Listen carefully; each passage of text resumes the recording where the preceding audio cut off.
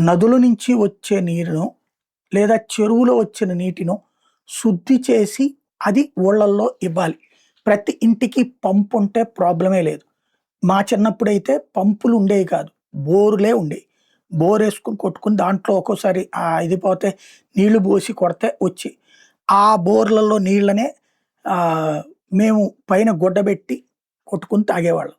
తర్వాత కాలంలో పంపులొచ్చినాయి. దాదాపుగా నా 10థ్ క్లాసు ఆ టైంలోకి పంపులొచ్చినాయి. అది కూడా వీధి పంపులెక్కువ. ఇంటికి ఒక రోజుకి ఒక్కొక్క ఇంట్లో వాళ్ళకి 3, 4 ఇవి మాత్రమే వస్తాయన్నమాట.